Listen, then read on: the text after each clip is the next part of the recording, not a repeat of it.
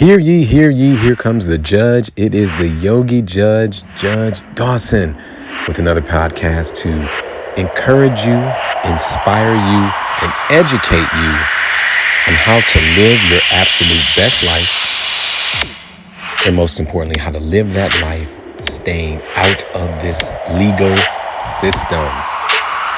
All right, ladies and gentlemen, if you've been listening to this podcast, you know that I am a judge in a real courtroom. I've been doing it for now 13 years.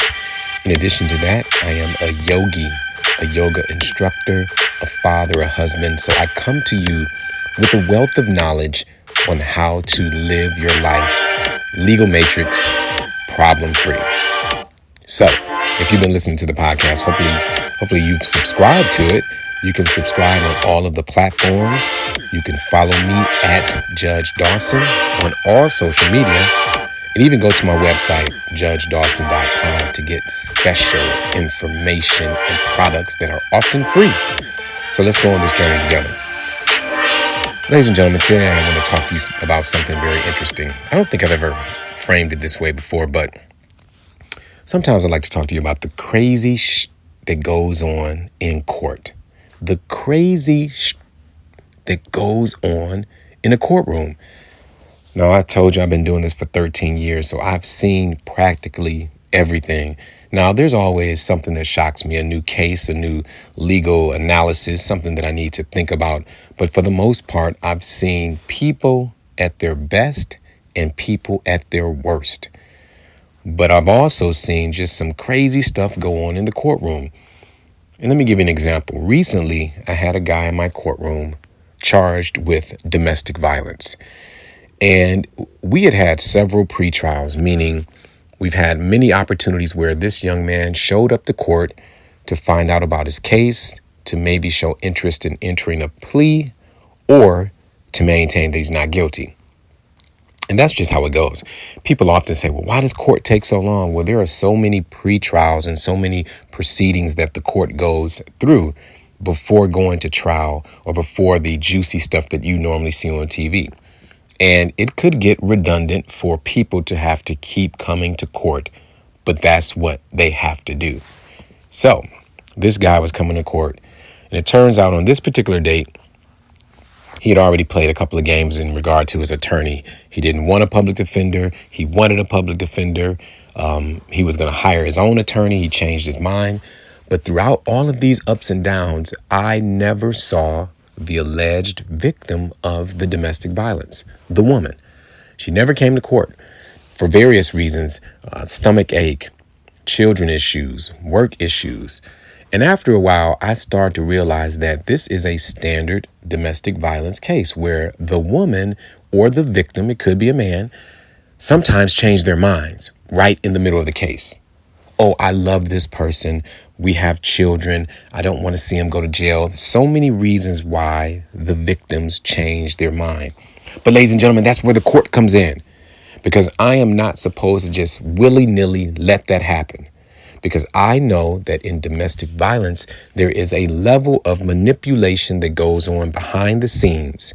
And if I allow a defendant, someone accused of domestic violence, to manipulate the system so that the victim no longer wants to pursue, then I am not doing my job as a judge. So on this particular day, the victim is not there, the defendant is there, and the prosecutor talks about dismissing the charges. Ladies and gentlemen, I was furious, because here I am as a judge, a father, a husband, looking at these allegations, and they read something like this.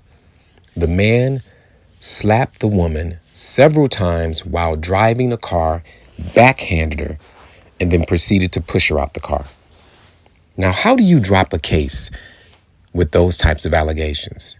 How do you allow that case to go dismissed when the woman hasn't shown up to court to even show or tell her side of the story? To me, that would be negligence, extreme negligence.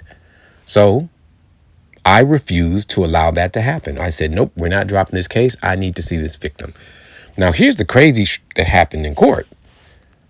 The defendant, after I said, do you understand? This young man looked me in the face and said, no, I don't understand. I took a deep breath, and you know what? The switch flicked. I said, let me tell you something, young man. I have a daughter and I have a wife, and I see these allegations that you slapped this woman, that you backhanded her, that you pushed her out of the car. You don't understand why, as a man, I won't dismiss this case. And he said, well, no, Judge, it's not fair. She hasn't come to court. I said, what's not fair is for this young lady to have endured this alleged abuse. That is not fair. So I am not going to dismiss this case. I don't care if you're tired of coming to court. I don't care if you are just bored with the proceedings. Whatever it is, I am not dismissing this case. So I reset the case, and the guy walked out the courtroom. Now, ladies and gentlemen, I tell that story because to me, that is crazy. That is one of the examples of crazy that happens in a court, because this young man thought that he could manipulate me. But that's what happens with domestic violence. Offenders manipulate. So if you know somebody in your life who is suffering from domestic violence, or if you have a clue that they're suffering from domestic violence, get involved. Don't just let them blow it away or blow it off with their statements, because manipulation is so high in these cases that is crazy. Okay? So, ladies and gentlemen, today my podcast, a story from court. But most importantly, hopefully a story of hope, because these things are happening every day, and we have to make sure that we are saying, no, it's not going to happen on my watch. We're not going to let this crazy happen on our watch. All right, ladies and gentlemen, it's Judge Dawson, the Yogi Judge. Not all of my topics will be so passionate and so severe, but most importantly, they will be information that you can use and maybe you can pass down so that we can live our absolute best life. All right, you've been listening to Here Comes the Judge. Again, hopefully you subscribe to the podcast, because I don't keep you long, but I just give you information from my many years of experience that can somehow help you live a better life, especially legal matrix free. All right, subscribe to the podcast. Follow me on every social media at Judge Dawson, and go to my website, judgedawson.com. But most importantly, be the absolute best you can be. Until next time, take care and namaste.